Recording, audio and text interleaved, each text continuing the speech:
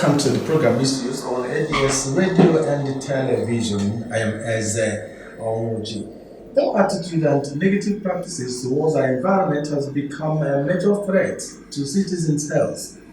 As a result, human behaviors and the natural calamities have caused harmful environmental issues and have also posed a threat to human health and individual quality of life. So, on Issues program today, we shall look at what environment is, what constitutes the environment, and the need to protect our environment, as well as how to prevent environmental degradation. And of course, in the studio, we have environmentalists here. We have Ambassador Dr. Clement Mbechi, the National President Environmental Degradation and Pollution Prevention. Doc, welcome to the program. You're welcome. No. Yeah. We also have Mr. Edochie, Joseph Edochie, an environmental consultant, of course, retired from the Ministry of Environment, senior citizen. I think no. No. All right. A woman, a monk, the man. We have Amako Kafo. Amako Kafo is the head of Environmental Department, Environmental Degradation and Pollution Prevention. Amaka, welcome to the program. No. Thank you. Yes, welcome. We look at what environment is. Mr. Joseph Edochie, can you help environment? What is environment? Before I write on, we want to appreciate the governor of the state, Professor Charles Chukwuma Soludo, and also want to appreciate the Commissioner of Environment, who has given us the go-ahead or mandate to talk on environmental awareness and other things that makes up the environment. Going straight forward, we want to say that environment is all embodied. The earth where we live in, with atmosphere, and the entire planet. Then we also see that the environment includes the sea, the river, the land, the air that we breathe, then the living spaces where we human beings dwell in, and also the human being on earth, the fishes in the water, and other animals, both wild and domestic, that live on the earth. This is what constitutes the environment, in fact, the general ecosystem. Yeah. Right. Well, Dr. Mbechi, what are those things that human beings do that degrade the environment? Environment in our own manner, apart from the calamities, natural calamities, those things that that citizens, individuals, or human beings do that degrade environment. Yes. One action and the inaction contributed the flood and the erosion. Blockage of drains, construction of drains, dumping refuse, waste into drains at any point in time, illegal disposal of refuse in any unapproved place, any form of pollution, emission into the environment by commercial, industry and production fields, discharging of waste water into streets and the major road, all form of environmental litter with refuse, premises, buses, keke, individual etc. Illegal crude discharging of solid waste of places from any premises, hence polluting the environment. Any act of omission that is not good to health of the public, prohibition of all forms of pollution, air, nose, and water pollution, uncontrolled excavation, bull pit without remediation, building without rainwater, harvest, plant. Edo, ịma ịgụpụtachaghị ihe niile ndị a ihe na-eweta nsogbu environment ka anyị gbalịzie ya ọ ndị be anyị ka anyị na-akwụ gbalịzie ya n'Igbo kịta kọwachazie ya ụmụ ihe niile a ndị mmadụ na-adị ka m metụrụ ya maka ihe ndị a niile Dr. Mechi gụpụtara kịta akọwazia ya n'Igbo ka ndị mmadụ ghọta ihe a na-ekwu. So abịa na ihe ndị na-emebisi environment anyị na-abịa indiscriminate activities that degrade the environment. Ịma na agbanyeghị na Anambra State na the underlying geology of Anambra State ele a na be anyị si wee dị ọ bụ flooding and erosion bụ ihe ndị anyị ma na is inevitable at this point. Mana enwere role ndị anyị nwa bụ citizens, the masses, the public, individuals wee play ka anyị wee hụ na nsogbu erosion abụrụ iwe ya dakwasị anyị nke dị egwu na anyị na-eluzuche ma our properties and in some cases lives. So ọ bụ iwe dị mkpa na ndị be anyị na anyị ama follow usoro gọọmenti wepụtara iji wee dispose waste products from our homes, especially the problem of solid waste. Because of otu ndị be anyị si discharge ya, the fact na ọ na-blockcha the drainage system gọọmenti elucha, ọ na-block the drainage system, anyị ga na-paaki ebe ndị o kwesịrị ịpaaki ma drain our gutters are na-adị silted and na-adị packed with refuse. So ọ dị mkpa na ndị be anyị ya ama ibe kwesịrị ka eme, which is one of the mandates Evida Abome, ka anyị create awareness, ka anyị kụzielu ndị mmadụ, because ọtụtụ ibe ndị mmadụ na-eme bụ na they are not aware ma amarọ ibe ba kwesịrị ime. So ọ bụ ọrụ anyị na anyị akụziri ba what needs to be done, ibe ndị ba kwesịrị ime ka e wee nyelu environment anyị aka. Let me come to you, Mr. Joseph Edoche. How do we control those harmful effects? Dọka akọpụtachago ụmụ ihe niile a ndị mmadụ na-eme wee na-degrade na-emebi gburugburu ebe anyị. Kedu ihe a ga-eme? How do we control these effects, the behaviors ndị mmadụ? Number one, if I know environmental awareness. Ka akụziere ndị mmadụ na gburugburu ebe ha bi kwesịrị ka ọ na-adị ọcha, maka na ọ bụrụ na akụziri ọrụ ha amụ, ụfọdụ gbachala ya na-emebi environment. But a na-arịọ after this program ebe nwee ike ghọta ọfụma na ọ dị mkpa na ihe ha ga na-eme bụ bido n'ụtụtụ wee ruo n'abalị na gburugburu ha ga na-adị ọcha. Onye kuniola ọzacha mgbara ezi ya, nwee dustbin, standard dustbin ebe ọ ga-awụnye ya, kechie ya ọfụma, dobie ka ndị na-ekpo afịa mgbe ha ga-agafe ka ọ tụrụ afịa tụọ ya na moto ma ọ weli eje dobe na designated refuse dump. Then ndị mmadụ ga-kwụsị ka ha kwụsị ịdị na-atụnye afịfịa na gota, maka na ha tụnye afịfịa na gota ọsụchie gota anyị, mmiri sizie na road ebe niile kwụba na street from street ọgaozie n'ụlọ itebe nkwụsị gọọmenti ga-agbatala anyị ọsọ enyemaka na mmiri na-apa anyị. Mana anyị nwa kpatara ife na-eme anyị. Then ndị mmadụ kwesịrị na compound fabric ka ha nwee latrine or water system ebe ha na-etinye eje mposi. Ọ bụrụ nke a na flọch ya and mgbe oge eju fakpọọ ndị moto na-egwu ya, ndị moto amị ya bụ ji eje dobe ebe kwesịrị ka ọ dị. Mana ụfọdụ na-aga mee ya na crude way and uncontrolled way, kuru ekupu in other places or constitute another nuisance. Ụfọdụ na-aga mmiri na-ezo kuru their waste from the compound na-enwunye na gota. It flows like that, constituting another hazard and spreading a lot of diseases.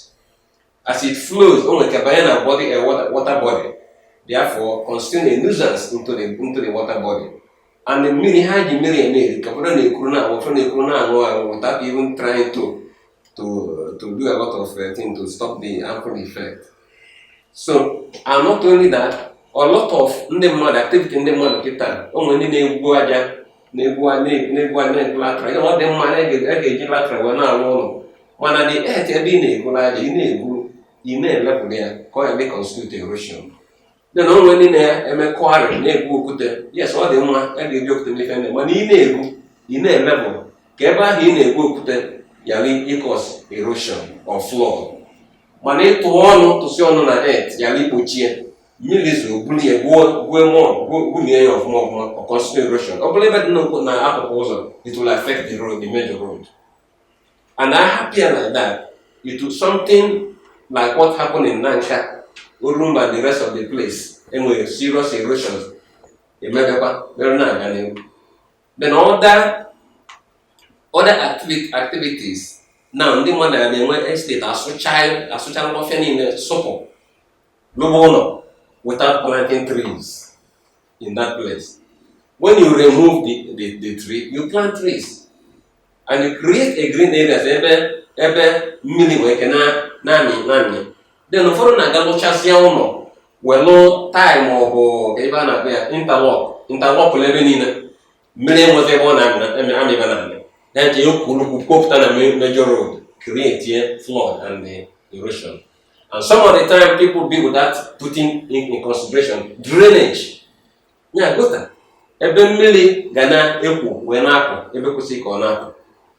Then solution onwe obodo dị iche iche kịta before now ndị mmadụ na ha lụchaa ụlọ ha nwefe a na-akpọ nchekwa mmiri bụ water rain harvester a na-arụbi ya before na kịta because of development and other things ndị mmadụ echezogo ofe ndị a niile. So mmiri niile zoro tụọ na gbamgbam gị na awụda na and ọ na-apụ na main road in a greater form enwe greater flow outside the public now constitute to this erosion and flood and equal. But if our people can go back to that tradition of Inwe Ome, which governor when it is in each compound, ụlọ ọbụla ga-enwe ome. Ebe mmiri niile ga-esi ebe ahụ ga na-abanye, alụọ anya ọfụma, nwee slab, concrete ya, and ya ị gaghị eti mmiri ka ọ bụ na iterogidete maọbụ iterete ọ bụrụ an underground tank for you. Ịchịkọ mmiri a niile mgbe mmiri na-ezo ọkọchị enwe mmiri for domestic uses. Mana ihe abịa fancha pụọ na street, it constitutes flood and erosion. Then ndị mmadụ ga-amụta ịdị na-edebe gburugburu ha ọcha, ọ dị ezigbo mkpa maka ife niile anyị na-eme from the morning way to night. If we don't take time, this thing constitutes a lot of health hazard to our body and the happier diseases will abound. That's Obuchi. Ihe ndị a niile ọpụtara kịta in line with your objectives of the MAVDAD, Yes. pollution prevention NGO. Only have the beginning of forming MAVDAD 2018, and we inaugurated at Port Harcourt Teaching Hospital, UNT Port Harcourt. It's professors in the environment group and form MAVDAD. And since then, we have been collaborating with state. Any state we go, we collaborate. We collaborate with the Ministry of Environment, Security, we collaborate with Defense Headquarters, Civil Defense Police to make sure online daughter as Onyama Barambu, who the President General, outside on here, Yoruba, Rivers, the whole country. That's the reason federal government in the annual office, because I have no many places. They give us office at Kogi, at Federal Secretariat, at Bayelsa, at Port Harcourt. Kolon Wena. Kolwan Wena, because we have many Because humanitarian like gas flaring, even the MTN below all this mass. How do you checkmate? How do you gas flag line maka ama na noise pollution so na n'ihe niile unu na-eme Mancha. abụrụ sọsọ degrade environment. How do you checkmate ndị na-abuse environment a?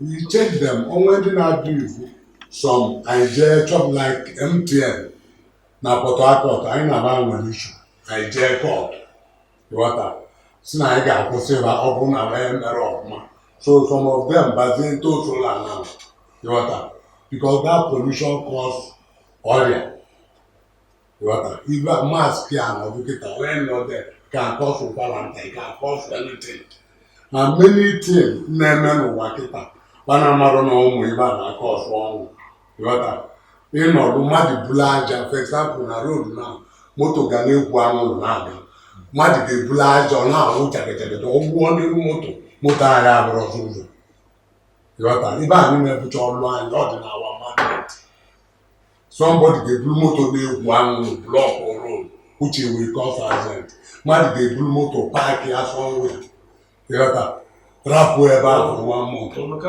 maka una achieve unu this NGO ebusa na-enweta uru na na-eme na-eti aka n'obi yes anyị achieve go ka anyị emego nke anyị na-achieve ọdụ bụ na ọ nwekwa ndị ebe anyị ga-achieve like steeti enye anyị ife ịghọta ọ nwekwa ndị na-ada iwu ada iwu agwaba ihe ba ga-akwụ we pay into state account and anyị nwekwa nwe ka anyị nwere ọ bụrụ na we adago the iwu so far anyị dị sure wa fail to be then they go to court. ọlụ na ndị road safety ada clash No. Kedu ụmụ ọghọm dị n'ime edebeghị gburugburu anyị ọcha ụmụ ọghọm a na-enwecha n'ime ya Ọghọm dị na ya ka dịka Mr. Joseph ọghọm dị na ya karịrị akarị maka na ọ bụrụ na gburugburu anyị adịrị ọcha ọtụtụ ọya ga-esi na dirty environment wepụta and mostly everybody ọ na-eme affect onye ọbụla mana nke na-ewutakarị bụ nke na-emetụta ụmụazị maka ụmụazị nwere ebe mma ụmụazị nwere ike na-egbere igwe na-etinye aka ebe dị iche iche then the same hand they may not wash they can use it to eat then ha nwere ike yabazi ọya dị iche iche like dysentery, cholera and other na ọya afọ dị iche iche typhoid fever will also be there then other diseases that can emanate from dirty environment. 2. Degradation of environment. Anyị ekwugo na ọ na-ebute flood and erosion. Then, ọ bụrụ nke mere na akụkụ ụzọ ya na-emechiri ọfụma, ọ ga-emebi that road. The flood of water can permeate into the already made road, maybe the road. If you look at some of our roads today, ebe erosion tiwara ya na-akwado ikewa ịbụa.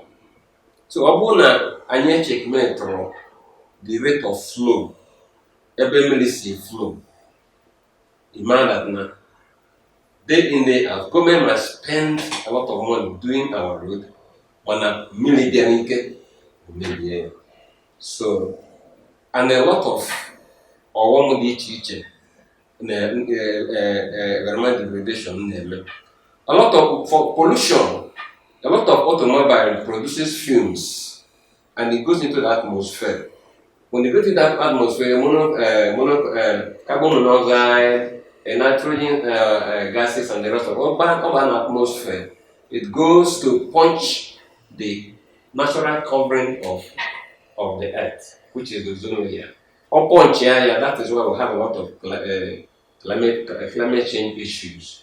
Mmiri zukelia cause of enwe flood. Anụchaba ọchakalia, the ultraviolet ray may penetrate into the skin, and then skin cancer and the rest of it. So the excess degradation of the environment, which brings in a lot of ọghọm dị iche iche.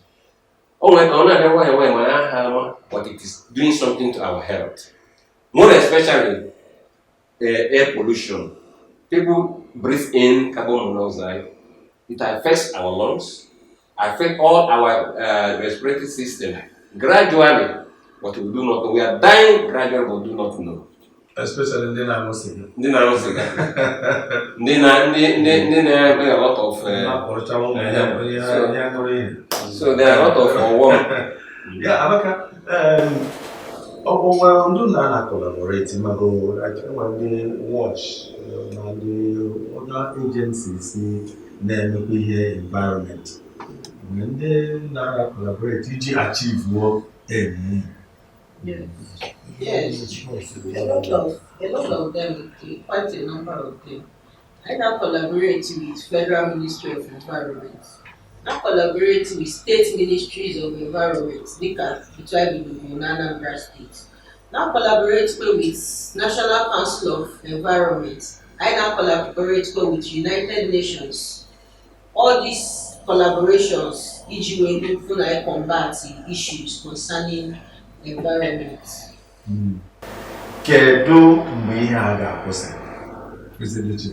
Kedu mgbe mentality a ga-akwụsị? Mana njụrụ gị ma ọ bụ foundational problem ya ebidoro n'oge wee kụzidere ụmụaka wee sị na a na-akụzi kama na ọ dịka onye to obere ihe ndị okenye na-eme. Kedu kwadị ka anyị ga-enwe mentality of respecting and keeping environment clean? This is achievable. A ga-etoru ya mana ọ bụrụ na ndị be anyị anabata nkụzi niile a na-enye na redio na telivishọn ma n'ụlọ akwụkwọ. Maka asị practice makes perfect. If we are able to practice what we are being taught, the knowledge we acquire, we practice, then it becomes our tradition, our way of life. Maka ife ọ bụ na ị mere ka ọ bụrụ omenala gị. Ịmara na omenala gị bụ iteta ụla ize abịaghị kpochapụta onye na dozbin. Ịchọ ebe ị ga-ekpofu na general dumping site. You have done your own part. And mgbe ị na-enye anamọ gị na-eme gị anya otu isi mee. Now for us to achieve more, the agencies, the stakeholders in environmental health has to be on their feet. Like our people in the local government, environmental health officers, and Department of Environmental Health has to rise up and be on their feet. They are doing this, but their concern is that we are not enough in the local government. And we don't enough environmental health officers in the local government. I think the local government should have at least up to 10 environmental health officers or more to cover the population. When you know most of the local government no.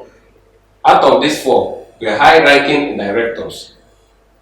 And when they get a field, youths, made that course, get a field. There are a lot of them now. But if they are harnessed from local government, from the school of health technology and rest of it, they will now be useful to be the foot soldiers which they are into every nook and crannies of premises in Anambra State. The premises are divided into districts in local government, and each district is manned by environmental health officers in their group. Although they increase the population of number of residents in each local government, they will be able to man this place. And now, no. I will refer house to house inspection. Audit, it is a tradition of the environmental health officers in local government and in the state. House to house, compound to compound. And what I know, chapter, I will check, and where a toilet, and where a million, and where a car, and where a dog. There has a compound. Ụfọdụ anyị education many ọ bụ na ha emeghị ya the next thing asaghị ha abatement notice na abatement notice ọ bụ na ha ga-akpọchi ntị akpọbọ ha court emeghị for years. So now if you are faulted among the sanction the sanction number 1, they will come agwazaghị ife ị ga-eme ọ bụ na imerezi akpọchi gị court we cannot watch into because. So for us to achieve, we must achieve. Our people should now begin to do the right thing and in the right place. Remember, Peter NGO Jacob na Anambra State. And Anambra State the environmental sanitation last Saturday of every month. So we're going to use your thing and Yes. also. Anyị na ndị involved ga-collaborate. That's the meaning of collaboration. And we discuss that each local government anyị ga-enwe office join with the local government to make sure na ebe anyị na-arụ gara aga. Ịghọta? So coming Saturday ga-abụ environment ha akpago with ndị otu anyị na a ga-join with ndị involved. Then nọchalụ each strategy point. Ịghọta? So then dị ebe ahụ ọrụ anyị na-alụ bụ ọ bụrụ ọta ka anyị bidoro ebe ịghọta VDAP nwechara mandate of anti-pipeline vandalization. That's what government give us. Onye ka anyị ji nwee collaboration with the civil defense, Nigeria Defense Headquarters with the right direct only. You don't have date, understand? And the police and the other security agencies. Because some people are now and the one good thing in Anambra, you might make it an anti-town. I'm their patron, anti-town in Anambra State. But Obaro literally vigilante. They're actual money. I always use police, other security agents. And I have very messy money. Cannot. Monday gas flare oya benete. Ma many people mweche even na to kuku na to chamu le opelu to Obama don of course for even. So I know this system for long, which I am the Ministry of Environment and Government Abuja. You know what? Chairman Council of Environment. I will look at Abuja. You know. So I then thereby. I can Ambassador Dr. Clement Mbechi, National President NVDAP, Environmental Degradation and Pollution Prevention. Doc, thank you for coming. Mr. Joseph Edochie, consultant, environmental consultant at NVDAP, and of course, he retired from the Ministry of Environment. Mr. Edochie. Now, Amaka Ukafo, Head of Environmental Department in NVDAP. Dalo, Maka Ebinoilan.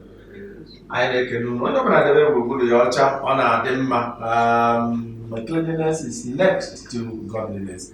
On behalf of everybody in the house, and of course, my producer Don Onyenji, I am Eze Onwoji.